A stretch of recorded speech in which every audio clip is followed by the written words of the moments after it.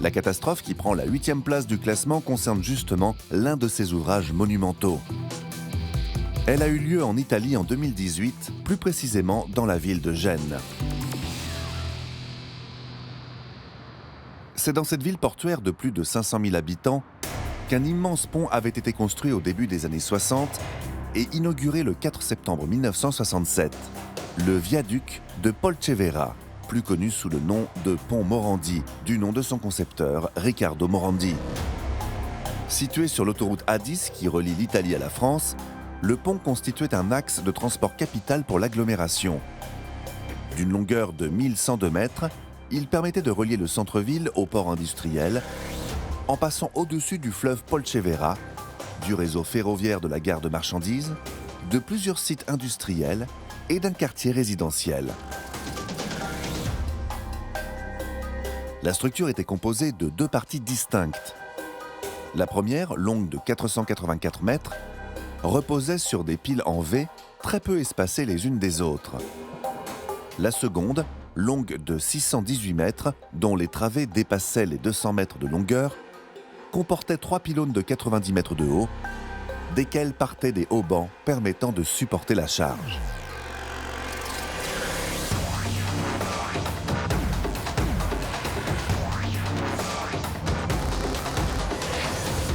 Mais le matin du 14 août 2018, un tronçon de 210 mètres du pont Morandi va s'effondrer d'un seul coup.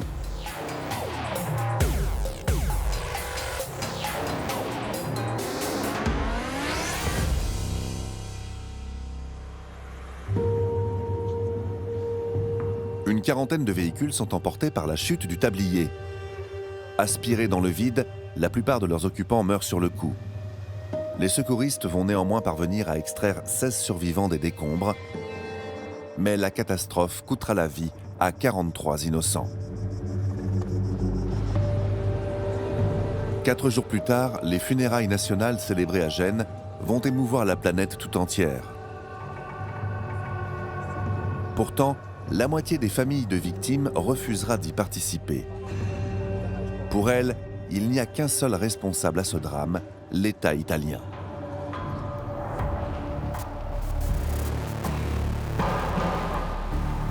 Car les détails de l'histoire du pont Morandi depuis son inauguration en 1967 jusqu'à son effondrement va mettre en lumière les défauts de construction du pont et surtout la négligence terrible des autorités.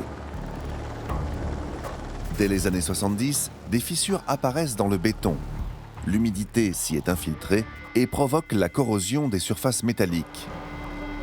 Dans les années 90, des inspections révèlent que les piles et les câbles des haubans sont extrêmement abîmés par la corrosion. Seule la moitié de la charge prévue peut être supportée par la structure. Des travaux de renforcement sont effectués, mais cela ne suffit pas, et le ministre italien des Transports est alerté à plusieurs reprises.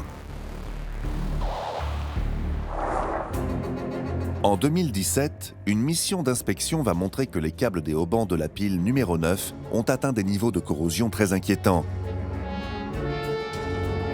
L'enquête prouvera que ce jour du 14 août 2018, c'est bien la rupture du hauban sud-ouest de cette fameuse pile numéro 9 qui va provoquer une torsion du tablier à laquelle celui-ci ne va pas résister et entraîner l'effondrement d'une partie du pont Morandi.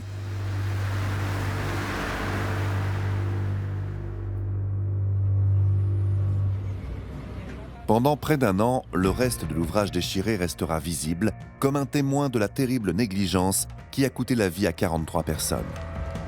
En juin 2019, les 2 principales piles de ce qui restait du pont Morandi après son effondrement meurtrier d'août 2018 seront détruites à l'explosif.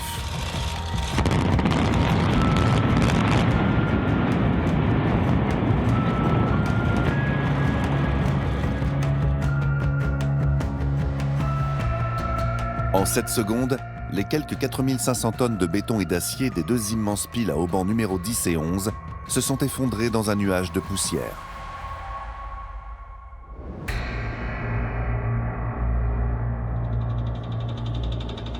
Un an après cette explosion symbolique, un nouveau pont de 1060 mètres voit le jour.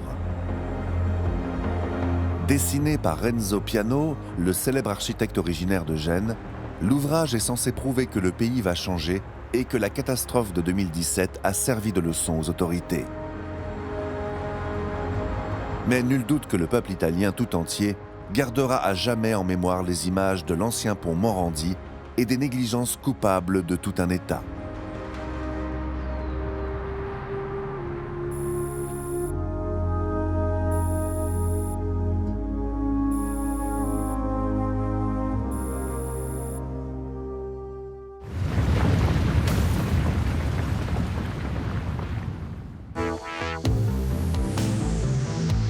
Si les ponts permettent de franchir les fleuves ou les vallées, les tunnels, eux, permettent de traverser les montagnes.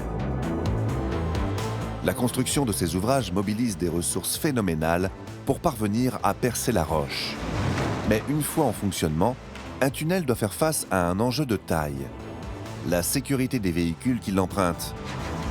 La preuve avec la catastrophe qui prend la 7e place du classement. Pour la découvrir, direction les montagnes alpines, à la frontière entre la France et l'Italie, où un terrible incendie s'est déclenché en 1999, dans le tunnel du Mont Blanc. 4808 mètres, le toit de l'Europe occidentale. Le Mont Blanc est une montagne dont le point culminant est situé en France, mais situé à seulement quelques kilomètres de l'Italie. Pendant longtemps, pour relier les deux pays en franchissant les Alpes, il fallait emprunter des petites routes de montagne et franchir des cols. Des routes sinueuses et surtout pour la plupart fermées en hiver. Après la guerre, une solution a été imaginée.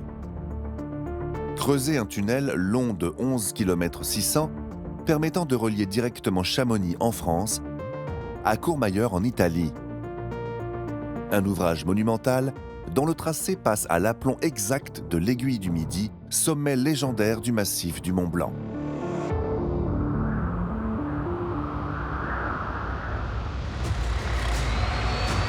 Les premières galeries sont creusées côté italien à partir de 1946.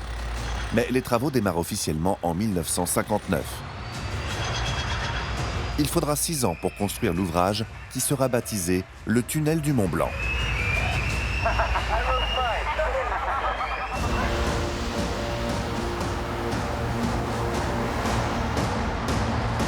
À son inauguration en 1965, il est le plus long tunnel routier du monde et permet de réduire de près de 100 km le trajet entre la France et l'Italie. Avec plus de 100 000 véhicules par mois, le trafic du tunnel est dense. Chaque jour, l'ouvrage est emprunté par des touristes, des travailleurs frontaliers, mais surtout des poids lourds qui assurent les transports des marchandises entre les deux pays. Beaucoup de poids lourds.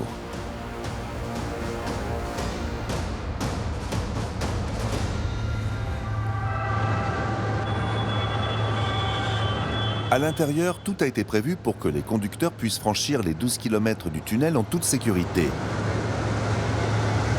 Mais malheureusement, le risque zéro n'existe pas.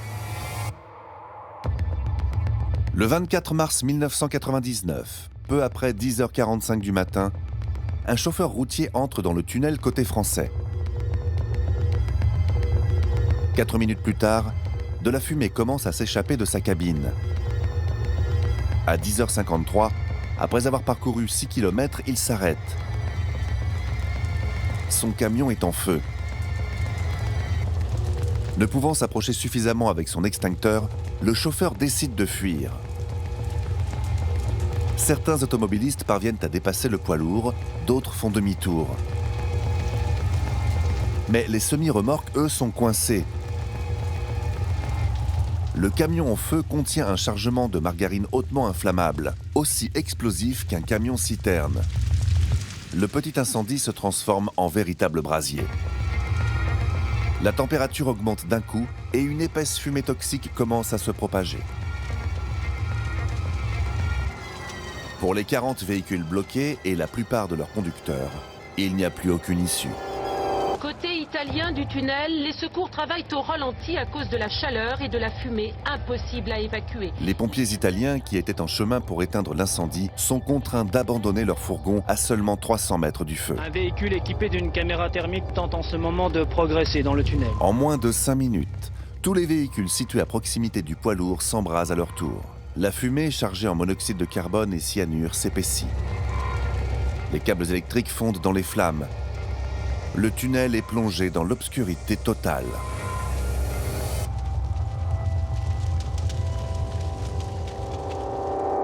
La noirceur des visages éprouvés des pompiers en dit long sur l'intensité de la fumée qui s'est propagée dans le tunnel du Mont Blanc. Au cœur du brasier, la température dépasse les 1000 degrés Celsius et le nuage de fumée toxique se répand jusqu'à l'entrée côté français. Les pompiers n'ont pas pu approcher le camion en flammes à l'origine de la catastrophe. Il est impossible d'accéder à une zone de 600 mètres envahie par une fumée épaisse. Le feu ne cesse de s'intensifier et les pompiers et les services d'urgence ne peuvent pas intervenir sans mettre la vie des secouristes en danger. Les secours redoutent d'y trouver de nouvelles victimes. L'incendie continuera pendant 3 jours. Ce soir, le feu couve toujours. La température atteint plusieurs centaines de degrés. Il est impossible d'approcher à moins de 300 mètres du foyer de l'incendie. Et il faudra attendre 5 jours que les températures à l'intérieur du tunnel redescendent à des niveaux supportables pour l'homme pour que les travaux de déblayage puissent commencer. Il se pourrait qu'on ait 1, 2, voire 3 véhicules. Mais c'est vraiment une incertitude. Lorsque les secours parviennent enfin à atteindre le centre du tunnel, ils découvrent une scène apocalyptique.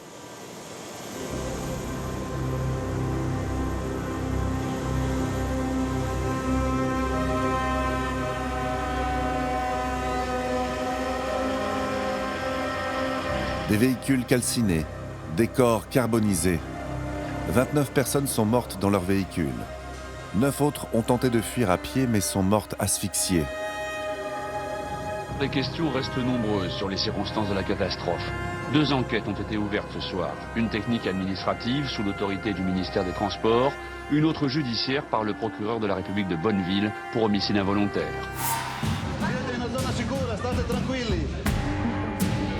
À la suite de cette tragédie, des nouvelles mesures de sécurité seront mises en place dans les tunnels du monde entier pour permettre aux fumées d'être mieux évacuées en cas d'incendie. Une centaine de familles a fait le déplacement jusqu'à Bonneville. Lors du procès en 2005, 12 personnes, dont le maire de Chamonix ou le chef de la sécurité du tunnel, seront reconnues coupables d'homicide involontaire et de négligence et condamnées à des peines de 4 à 30 mois de prison. Le chauffeur du camion qui s'en est sorti indemne en abandonnant son véhicule écopera quant à lui de 4 mois de prison avec sursis. Ce soir, le feu est éteint. Des peines qui ne feront jamais oublier les 39 personnes qui ont perdu la vie ce jour de mars 1999 et qui ont marqué à jamais l'histoire du tunnel du Mont Blanc.